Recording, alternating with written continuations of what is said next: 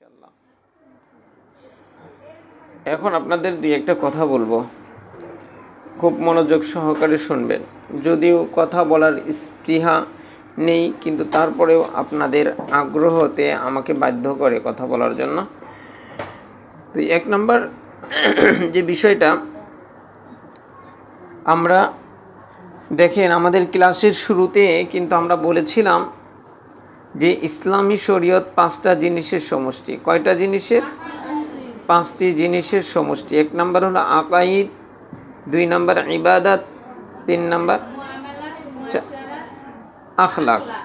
এই পাঁচটা বিষয়ের সমষ্টি। আমরা আকাইদ নিয়ে কিছু আপনাদেরকে শোনাইছিলাম, আকাইদ নিয়ে। কিন্তু আকাইদ বিষয়টা একটু কঠিন, আপনারা বুঝতে একটু কঠিন হয়, যার কারণে আমি লম্বা একটা গ্যাপ দিলাম। যে কারণ আপনাদের আগে তো লোভ ধরাইতে হবে, তারপরে না একটা বিষয় সহজে হাসিল করা যাবে। আর একটা বিষয় সম্পর্কে কিছুই জানে না, তাকে ওই বিষয়টা নিয়ে যতই মাতামাতি করা হোক, সে কিন্তু ওইটা ওইভাবে আগ্রহ আসবে না। তো এই আকাইদ নিয়ে আমরা দ্বিতীয় গ্রুপ, অর্থাৎ বৃহস্পতিবারের গ্রুপ, ওনাদেরকে মানে কিছু আলোচনা প্রত্যেক সপ্তাহেই করতেছি। তবে আপনাদের এই বিষয়টা অনেকটাই গ্যাপ পড়ে গেছে, তো আপনাদের এটাও আমি শুরু করব সামনে থেকে ইনশাল্লাহ। তো আজকে আপনাদের যে বিষয়টা বলব ইবাদত থেকে। কিসের থেকে?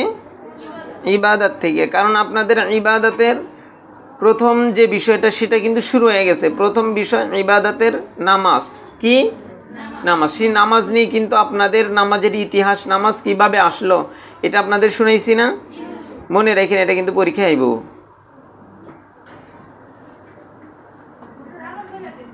না, ওটা দেখবেন এই যে টেলিগ্রাম চ্যানেলে আমার ইতে আছে এগুলা, মানে আপনাদের যে আলোচনা করি এগুলো ওই টেলিগ্রাম চ্যানেলে যায়, ওইখান থেকে শুনে নেবেন, তারপরে বলবো ইনশাল্লাহ, সামনে বলবো। তবে আজকে আর একটা বিষয়, গুরুত্বপূর্ণ একটা বিষয় আপনাদেরকে বলবো। সেটা হলো যে দেখেন মারে,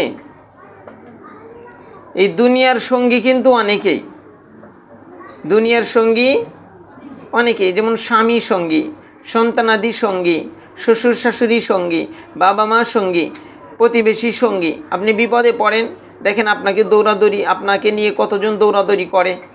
করবে কি করবে না? করবে। আপনাদের কি কষ্ট হচ্ছে? বেশিক্ষণ না, কয়েক মিনিট। কারণ আপনাদের এই বিষয়গুলো না বললে পুরো সপ্তাহের একটা চার্জ হয়। কি হয়?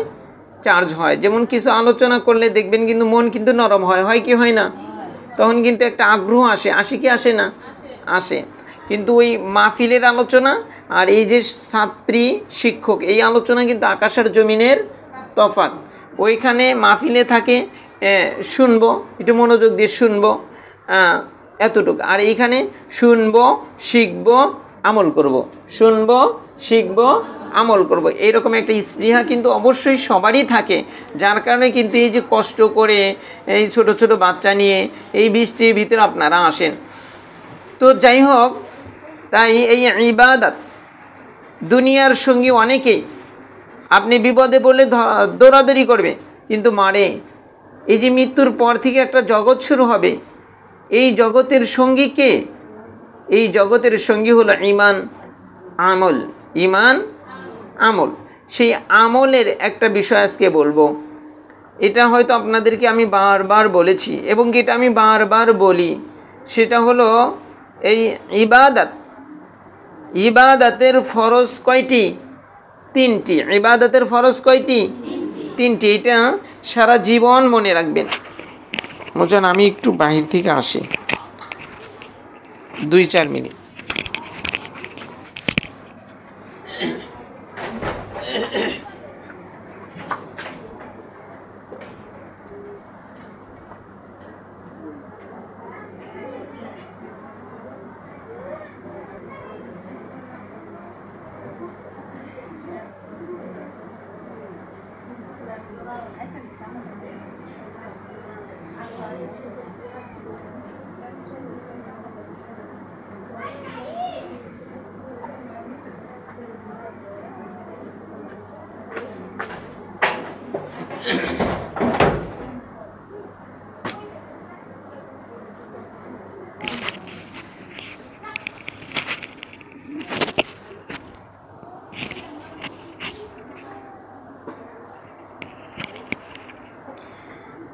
আল্লাহুম্মা সাল্লি আলা মুহাম্মাদিন নবিয়্যিল উম্মি ওয়া আলা আলিহি ওয়া সাল্লাম তাসলিমা। আচ্ছা মুজাহিদ, আমি বলতেছিলাম যে যেই ইবাদতের ফরজ কয়টি? 3টি। এটা মনে রাখবেন, সারা জীবন এটা আপনাকে মনে রাখতে হবে। আপনি যদি মনে না রাখেন তাহলে এই অনুযায়ী তো আপনি ইবাদত করতে পারবেন না। যেমন দেখেন, নামাজের ফরজ আছে কি নাই? নামাজের ফরজ যদি আপনি আদায় না করেন তাহলে কি আপনার নামাজ হবে? নামাজ হবে না। অনুরূপভাবে ইবাদত, সেটা নামাজ হোক, সেটা পর্দা হোক, সেটা হজ হোক, সেটা জাকাত হোক, যেটাই হোক না কেন, আপনার যদি এই 3টা ফরজ যদি আপনি আদায় না করেন তাহলে আপনার ইবাদত আল্লাহ তাআলার কাছে কবুল হবে না। আপনি ইবাদত হয়ে যাবে কিন্তু আপনার এই ইবাদত আল্লাহ তাআলার কাছে কবুল হবে না। সেই ইবাদতের 3টা ফরজ। 1 নম্বর হলো মুহাব্বত। 1 নম্বর কি? মুহাব্বত, ভালোবাসা। যেমন দেখেন, আপনার আমার সন্তানের জন্য ভালোবাসা আছে কি নাই? আছে।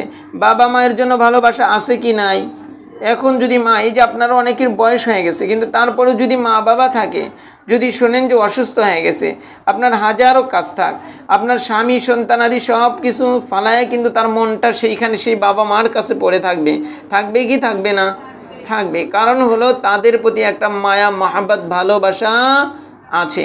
অনুরূপভাবে যদি আপনার ইবাদতের প্রতি মায়া মমতা ভালোবাসা হয়ে যায়, যেমন নামাজের প্রতি আপনার মনে করেন মায়া মমতা ভালোবাসা হয়ে গেছে, তখন কি হবে? আপনার ছটফট করবে, কোন সময় আমি নামাজে দাঁড়াবো, কোন সময় জোহরের আজান দেবে, কোন সময় আসরের আজান দেবে। আপনি কাজে ব্যস্ত কিন্তু আপনার মন থাকবে নামাজের ভিতরে, কারণ নামাজের প্রতি আপনার মহাব্বত ভালোবাসা আছে। যেমন আপনার ছেলেটা মনে করেন টাঙ্গাইল শহরে লেখাপড়া করে, তো আপনার এই সন্তানটা টাঙ্গাইল শহরে আছে,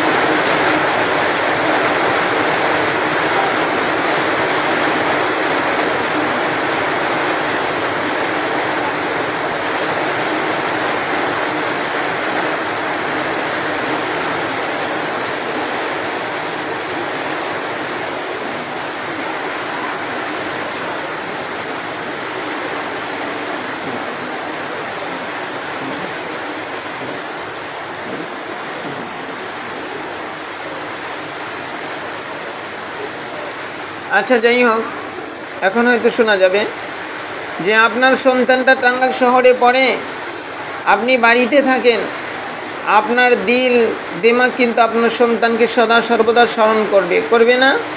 স্মরণ করবে। অনুরূপভাবে যার ইবাদতের প্রতি মায়া মহাব্বত বেড়ে যায়, দিলের ভিতরে আসে, তখন কি হয়? তখন তার দিলটা সেই ইবাদতের ভিতরে লেগে থাকে। এটা হলো 1 নম্বর হলো মহাব্বত। মহাব্বতে কি করে? সে হাজারো ব্যস্ততার ভিতরে থাকলে তার ওই কাজ করতে তাকে বাধ্য করে। 1 নম্বর হলো মহাব্বত। 2 নম্বর হলো ইবাদতের 2 নম্বর ফরজ হলো ভয়, ভালোবাসা। এ ভয়, যেমন মনে করেন আপনি আপনার সন্তানকে ভালোবাসেন, ভালোবাসার কারণে কিন্তু একটা ভয় থাকবে, আরে আমি সন্তানকে একটা জিনিস চাইলো, যদি না দেই তাহলে আমার সন্তান আমার সাথে কথা বলা বন্ধ করবে, আমার সন্তান বাড়িতে থাকবে না। এই একটা ভয়ে কি করে? সে ওই জিনিসগুলা তাকে ক্রয় করে দিতে বাধ্য হয়। এটা হলো ভয়। আর 3 নাম্বার হলো আশা। আশা, ইবাদত যে করবে সেই ইবাদতের ক্ষেত্রে তার আশা থাকবে যে আল্লাহ তাআলা আমাকে ইবাদতের মাধ্যমে আল্লাহ তাআলা আমাকে নাজাত দিয়ে দিবে, আল্লাহ তাআলা আমাকে মুক্তি দিয়ে দিবে। তো যাই হোক, এই ইবাদতের ফরজ মানে 3টা। 1 নম্বর হলো ইশকিয়াত অর্থাৎ মহাব্বত ভালোবাসা, 2 নম্বর হলো ভয়, 3 নম্বর হলো আশা। 3 নাম্বার হলো আশা।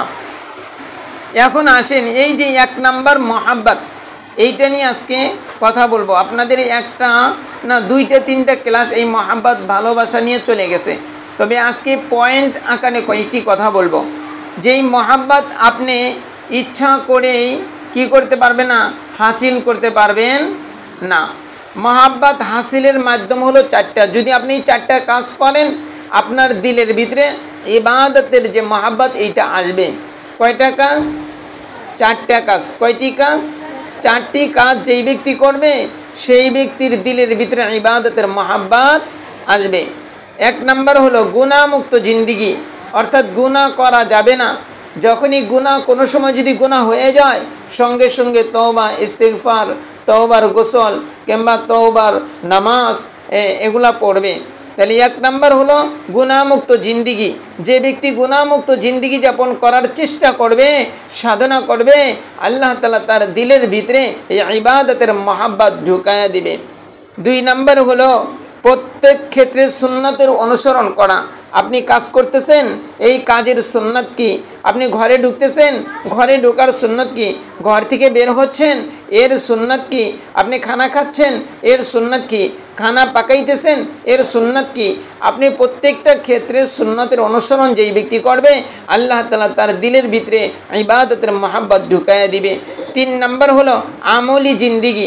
আমলি জিন্দিগি মানে অর্থাৎ তার ঘুম থেকে ওঠার পর থেকে ঘুম যাওয়ার আগ পর্যন্ত সে একটা রুটিন বানিয়ে নেবে যে আমি শেষ রাত্রে উঠব, তাহাজ্জুদের সালাত পড়ব, তাহাজ্জুদের সালাত পড়ে আমি কিছু সময় জিকির করব, তারপর কিছু সময় কোরআন পড়ব, তারপর ফজরের আজান দেবে, আমি আজানের জবাব দেব, আজানের জবাব দেওয়ার পরে আমি ফজরের 2 রাকাত সুন্নাত পড়ব, তারপর আমি ফজরের 2 রাকাত সুন্নাত ফরজ আমি লম্বা কিরাত দিয়ে পড়ব, তারপর ফজরের নামাজ শেষ হবে, তারপর আমি কিছু কোরআন সূরা ইয়াসিন পড়ব কিংবা কোরআন তেলাওয়াত করব কিংবা 12 তাসবির আমল করব, তারপর সালাতুদ দুহা পড়ে আমি আমার সারা দিনের কাজে লেগে যাব। এই যে এইভাবে জীবনটাকে আমল দিয়ে সাজানো। কিন্তু মারে আফসোস আর দুঃখের বিষয়, আমাদের জীবনটা কিন্তু এরকম সাজানো না। আমরা একদিন ঘুমে দেখা যাচ্ছে ফজর অনেক আগে উঠতেছি, আবার দেখা যাচ্ছে একদিন ফজরের নামাজ পড়তেই পারি না। আমাদের এরকম হয় কি হয় না? তাই মারে এই যে দিলের ভিতরে মহাব্বত ভালোবাসা আনার জন্য, যেমন মনে করেন আপনার দিলের ভিতরে স্বামীর যে মহাব্বত আসছে, স্বামী হওয়ার আগেই কি মহাব্বত আইছে? আসে নাই রে মা। আপনার সন্তান দুনিয়াতে আসছে, তারপর না আপনার মহাব্বত সন্তানের প্রতি ঢুকছে। আপনার সন্তানই নাই, আপনার কি মহাব্বত দিলে আসবে? আসবে না। তাই মারে আপনি যদি ইবাদত করেন, ইবাদত কবুল হওয়ার জন্য 3টা শর্ত। 1 নাম্বার মহাব্বত, 2 নাম্বার ভয়, 3 নাম্বার হলো আশা। সেই মহাব্বত আপনি এমনি এমনি আসবে না। যেই ব্যক্তি 4টা কাজ করবে তার দিলের ভিতরে মহাব্বত আসবে। 1 নাম্বার গুনাহমুক্ত জিন্দিগি, 2 নাম্বার প্রত্যেক ক্ষেত্রে সুন্নাতের অনুসরণ, 3 নাম্বার হলো আমলি জিন্দিগি, আর 4 নাম্বার হলো আল্লাহওয়ালাদের সোহবত। যারা আল্লাহর ওলি, যারা আল্লাহর ওলি তাদের মজলিসে স্বামীদের সাথে গিয়ে গিয়ে বসা। আরে এই যে আমাদের এক হজরত আছে মুস্তাকুন নবী কাসিমি সাহেব হুজুর, উনি বলেন ওনার এক শাগরেদ আছে, মানে শাগরেদ ওনার ওয়াইফকে নিয়ে মোটর সাইকেলে ড্রাইভ করে প্রায় 3টা না 4টা ডিস্ট্রিক্ট পাড়ি দিয়ে সেইখানে যায় যায় বয়ান শোনে। কি শোনে? বয়ান শুনে। এটা হলো আল্লাহওয়ালাদের সাহাবাত, আল্লাহওয়ালাদের মজলিসে যায় বসা, আল্লাহওয়ালাদের মজলিসে যায় বসা। তাই মারে ঘরের ভিতরে স্বামীদেরকে দিনদার হওয়ার জন্য জোর তাকিদ করেন। যখন আপনার স্বামীটা আল্লাহ তাআলাকে পাওয়ার দিলের ভিতরে আকাঙ্ক্ষা জাগবে, তখন সে বেকুল হয়ে যাবে। কোন জায়গায় গেলে আমি আল্লাহ তাআলার ওলিদেরকে পাবো, সে সেইখানে যাবে। আপনিও কী করবেন? তার সাথে সাথে যাবেন। প্রায় আল্লাহওয়ালাদের মজলিসেই দেখা যায় যে মেয়েদের আলাদা বসার ব্যবস্থা থাকে, পুরুষদের আলাদা বসার ব্যবস্থা থাকে। তাই কেউ যদি এই ইবাদতের মাহাব্বত দিলের ভিতরে আনতে চায়, তাহলে এই 4টা কাজ করতে হবে। 1 নাম্বার গুনাহমুক্ত জিন্দিগি, 2 নাম্বার প্রত্যেক ক্ষেত্রে সুন্নতের অনুসরণ, 3 নাম্বার আমলি জিন্দিগি, 4 নাম্বার হলো আল্লাহওয়ালাদের সোহবত। মারে মনে রাখিয়েন, এই 4টা দিলের ভিতরে আনলেন, কিন্তু এই 4টার উপরে অটল থাকতে আবার 5টা কাজ করতে হবে। কয়টা কাজ করতে হবে মা? 5টা কাজ করতে হবে। 1 নাম্বার কাজ, সহি করে বেশি বেশি কোরআন তেলাওয়াত করতে হবে, সহি করে বেশি বেশি কোরআন তেলাওয়াত করতে হবে। যেমন আপনি বাড়ি বানাইছেন, বাড়ি বানায়া আপনি এখান থেকে চলে গেছেন, তাহলে বাড়ি কি ঠিক থাকবে? দেখবেন কেউ এসে আপনার আম গাছের আম পেড়ে নিয়ে গেছে, বাড়ির আপনি দেখশন করেন না, দেখবেন আম পেড়ে নিয়ে গেছে, কেউ গাছই কেটে নিয়ে যাব, কেউ বাড়ির টিন মিন খুলে নিয়ে যাব। এটা হবে কি হবে না? আপনি যদি বাড়ির খোঁজ খবর না রাখেন, আপনার বাড়ির অবস্থা তো এরকমই হবে। অনুরূপভাবে আপনি দিলের ভিতরে মহাব্বত তো হাসিল করতে পারলেন, কিন্তু এই মহাব্বতের উপরে অটল থাকতে কয় কাজ করতে হবে? 5 কাজ। 1 নাম্বার, সহি করে বেশি বেশি কোরআন তেলাওয়াত করতে হবে। 2 নাম্বার, বেশি বেশি নবীর প্রতি দরুদ পড়তে হবে। যে ব্যক্তি বেশি বেশি দরুদ পড়বে সেই ব্যক্তি রাসূল সাল্লাল্লাহু আলাইহি সাল্লামের কাল কিয়ামতের ময়দানে রাসূল সাল্লাল্লাহু আলাইহি সাল্লামের নিকটে থাকবে। শুধু তাই না, যখন আপনি দরুদ পড়েন তখন আল্লাহ তাআলা আপনার দিকে 10 বার রহমতের দৃষ্টিতে তাকায়। কয়বার? 1 বার পড়বেন, আপনার দিকে 10 বার তাকাবে। আপনিই দেখেন, আপনার সন্তানটা খাটের উপরে শুয়ে আছে, আপনি যদি একটু পরপর তাকান তাহলে কি পড়ে যাওয়ার সম্ভাবনা আছে? নাই। কারণ যখন পড়ে যাইতে নেবে আপনি ধরবেন, আর যদি তার দিকে না তাকান, 1 ঘন্টা অন্যদিকে তাকায় রয়েছেন, এদিকে দেখবেন আপনার বাচ্চা উঠা নিচে দ্রাম করে পড়ে গেছে। হবে কি হবে না মা? হবে। অনুরূপভাবে আল্লাহ তাআলা যদি আপনার দিকে 10 বার তাকায়, তাহলে আপনার বিপদ আপদ বালা মুসিবত আপনাকে ধরতে পারবে? যখনই পড়তে নেবেন আল্লাহ তাআলা আপনাকে তার কুদরতি হাত দিয়ে ওইখান থেকে সরায়া নেবে। 3 নাম্বার, সর্বদা তওবা আর ইস্তিগফারের আমল করা। অর্থাৎ আপনি যে কোনো কাজ করতেছেন বলবেন আস্তাগফিরুল্লাহ ওয়া আতুবু ইলাইহি, আস্তাগফিরুল্লাহ ওয়া আতুবু ইলাইহি, আস্তাগফিরুল্লাহ, আস্তাগফিরুল্লাহ, রাব্বিগফিরলি, আল্লাহুম্মা গফিরলি, রাব্বিগফিরলি ওয়ারহামনি। এই যে ইস্তিগফারগুলা, এগুলা বেশি বেশি কি করা? পড়া। আর 4 নাম্বার, জবানে সর্বদা জিকির, দিলে আল্লাহর স্মরণ রাখা। 4 নাম্বার কি?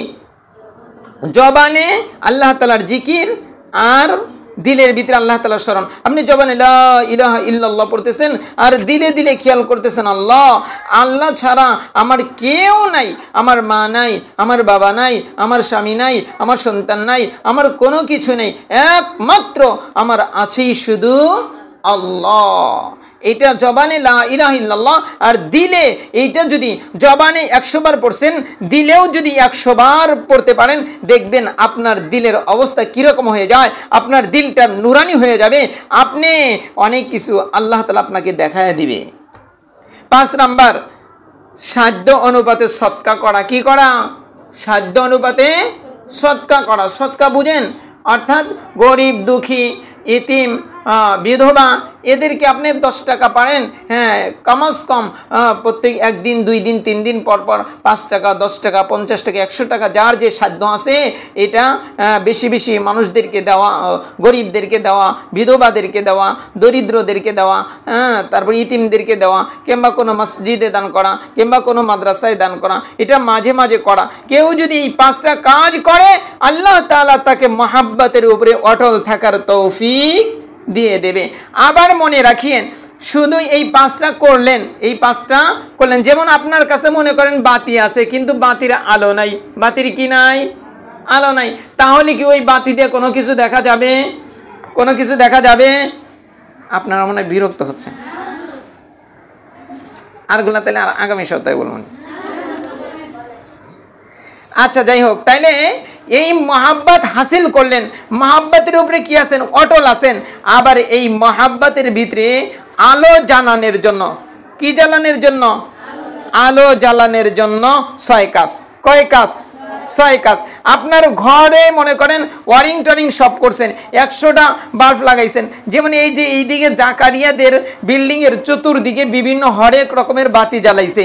এখন যদি এটার আলো না থাকে তাহলে ওই বাতি জ্বালানোর কোনো লাভ আছে? অনুরূপভাবে এই মহাব্বতের যে চারাক বাতি, এর ভিতরে আলো জ্বালাইতে 6 কাজ। কয় কাজ? 6 কাজ। কয় কাজ? 6 কাজ। 1 নাম্বার, চোখ দ্বারা হারাম জিনিস এবং অনার্থক জিনিস দেখার থেকে চোখকে বিরত রাখতে হবে। এই অযথা ইউটিউব, ফেসবুক, আরও কি কি আছে, নাটক, সিনেমা, তারপরে পর পুরুষ, এগুলা দেখার থেকে চোখকে কি রাখতে হবে? হেফাজত রাখতে হবে। 2 নাম্বার, হারাম জিনিস এবং অনার্থক কোনো বিষয় নিয়ে কল্পনা জল্পনা না করা। যেমন মনে করেন কারো খেলা দেখার, মোবাইলে টিভিতে খেলা দেখার নেশা, সে কি করতেছে, খেলা দেখছে, এখন কারেন্ট চলে গেছে, এখন সে কি করতেছে, বারবার ওই বিষয়টা নিয়ে কল্পনা করতেছে, ওই বিষয়টা নিয়ে কি করতেছে, কল্পনা করতেছে। এরকম হারাম কল্পনা জল্পনা করা যাবে না। 3 নাম্বার, রাত্রিবেলায় তাহাজ্জুদ পড়তে হবে, রাত্রিবেলায় তাহাজ্জুদ পড়তে হবে। 4 নাম্বার, অঙ্গ প্রত্যঙ্গকে হারাম কাজ থেকে বিরত রাখতে হবে।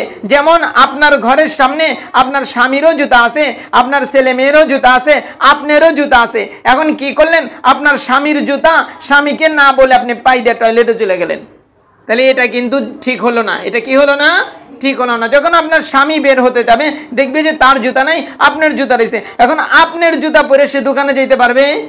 তাহলে তখন সে বিরক্ত হবে কি হবে না? এই যে আপনি একটা পায়ের দ্বারা গুনার কাজ করে ফেললেন, পায়ের দ্বারা গুনার কাজ করে ফেললেন।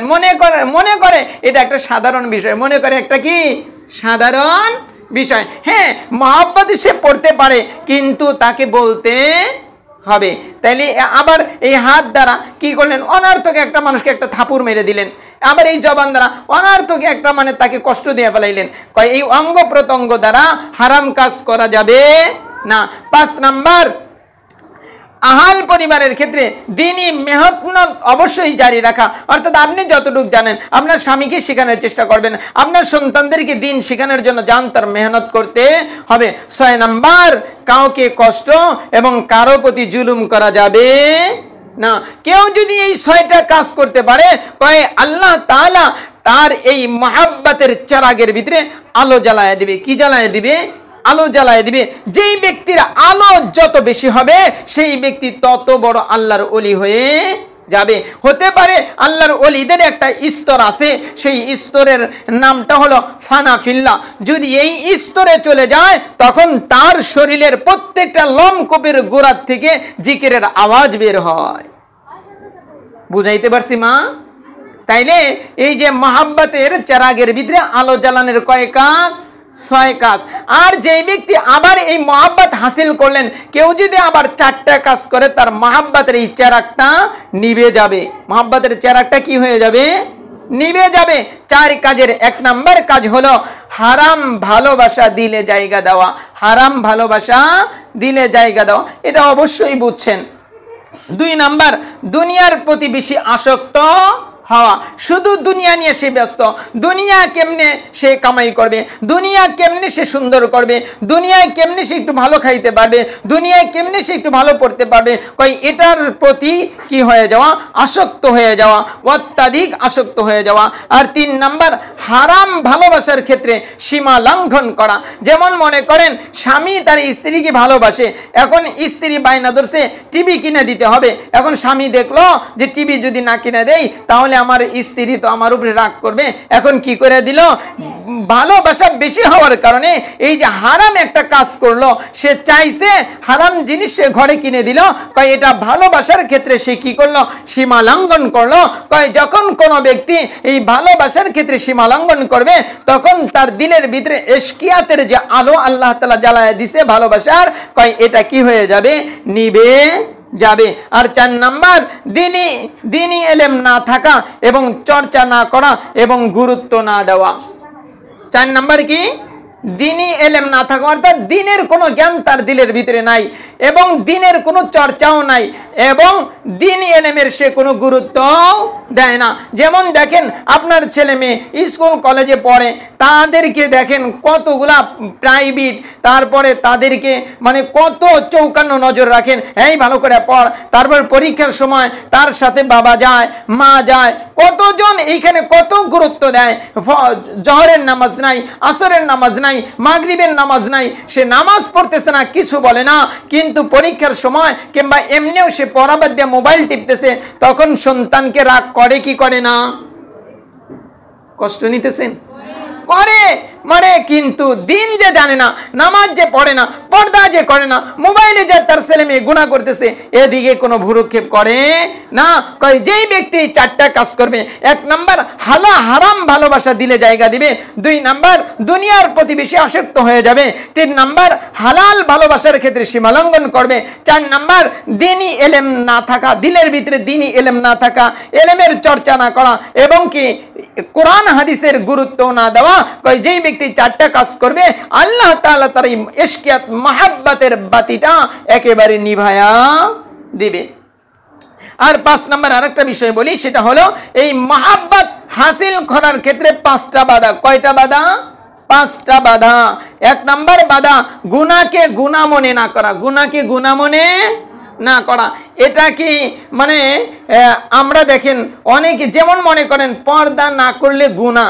যদি কেউ মনে করে হ্যাঁ আমি পর্দা করতেছি না, এটা গুনাহ, তাহলে সে সত্যের উপরে আছে। আর যদি এখন কি পর্দা করা যায়? পর্দা কতজন পর্দা করে না? যদি এইরকম দিলের ভিতরে আসে, তাইলে মনে করতে হবে এ বিপদগামী হয়ে গেছে। কি হয়ে গেছে? বিপদগামী হয়ে গেছে। অর্থাৎ গুনাহকে গুনাহ মনে না করা।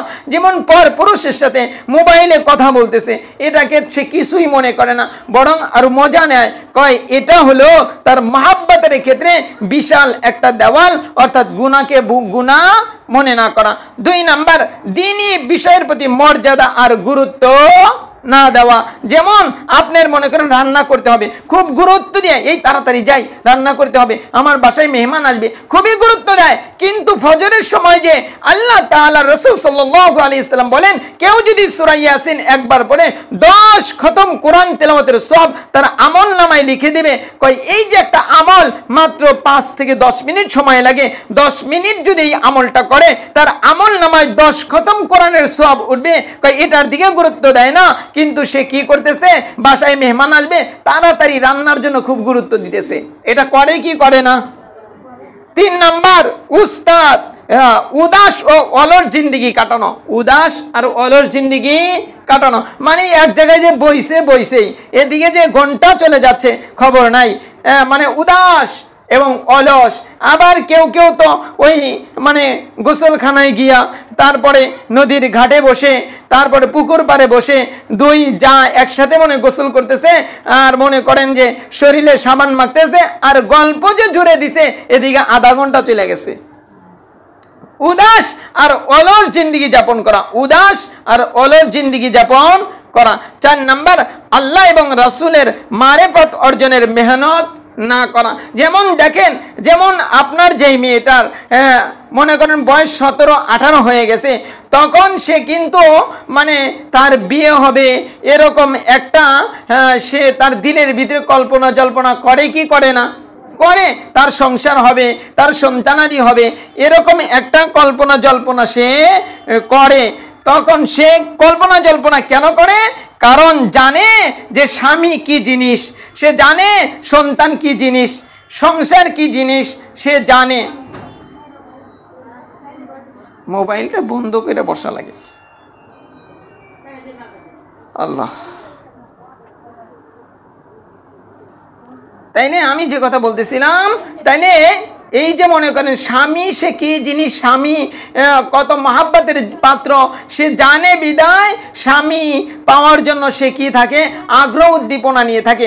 অনুরূপভাবে আল্লাহ এবং আল্লাহর রাসূল কোন সত্তা, কয় এটা যদি কেউ চিনতে চায় তার দিলের ভিতরে তাকে চেনার ওই রকম আগ্রহ উদ্দীপনা তার দিলের ভিতরে জায়গা করতে হবে। আর 5 নাম্বার হলো গায়েবের প্রতি সন্দেহাতীত বিশ্বাস করা। মানে জান্নাত আছে, জাহান্নাম আছে বিশ্বাস করে, কিন্তু সন্দেহ হয়। কি হয়? সন্দেহ হয়। কয় কারো যদি এই 5টা জিনিস হয়, সে কোনোদিন এই মহাব্বত অর্জন করতে পারবে না। যদি অর্জন করতে না পারে তাহলে ক্ষতি কি? ক্ষতি হলো যে সে তার ইবাদত কবুল হবে না, সে নামাজ পড়লে কবুল হবে না, সে কোরআন তেলাওয়াত করলে কবুল হবে না, সে হজ করলে কবুল হবে না। তাহলে এই যে ইশক ভালোবাসা অন্তরে আনার জন্য এই কাজগুলো আমাদের অতীব জরুরি বিষয়। আল্লাহ তাআলা আমাকে সহ আপনাদের সকলকে এই বিষয়গুলো অর্জন করার তৌফিক দান করেন। আবার এই মহাব্বত দিলের ভিতরে আসলো, এটা বোঝার আলামত 6টা, অন্য একদিন বলবো। আল্লাহ তাআলা আমাকে আপনাদের সকলকে এই কথাগুলো দিল দিয়ে বুঝে আমলের তৌফিক দান করেন। হয়তো আপনাদের একটু সময় বেশি নিলাম, আপনারা কষ্ট নিন না। আল্লাহ তাআলা আমাকে আপনাদের সকলকে দুনিয়া এবং আখিরাতের পুরোপুরি কল্যাণ নসিব করেন। আসসালামু আলাইকুম ওয়া রাহমাতুল্লাহ।